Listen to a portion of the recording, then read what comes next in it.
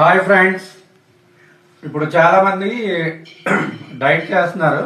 చేసేటప్పుడు maximum fibre food తీసుకోవాలి, అలాగే ప్రోటీన్ ఫుడ్ కూడా తీసుకోవాలి. ఫైబర్ అనేది మనం న్యాచురల్గా తీసుకుంటే బాగుంటుంది.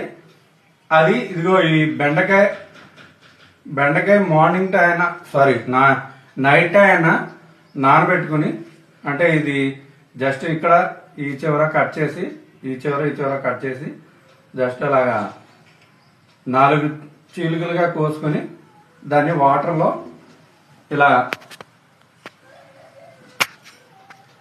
వేసేసి మార్నింగ్ తీస్తే ఇందులోంచి ఫైబర్ వస్తుంది జెల్లీలాగా.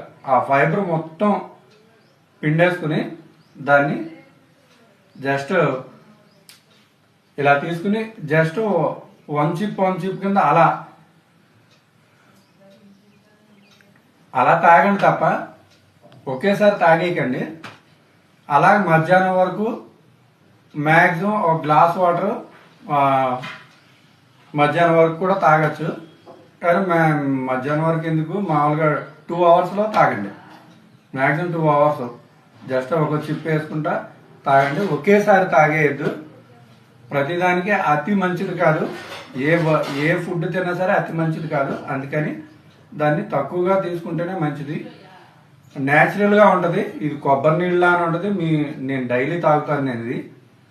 మీరు కూడా ఈ ఫైబర్ గురించి చూస్తున్న చాలామంది ఫైబర్ ఎలా వస్తుందని అనుకుంటున్నారు కాబట్టి ఇది చూపిస్తున్నాను.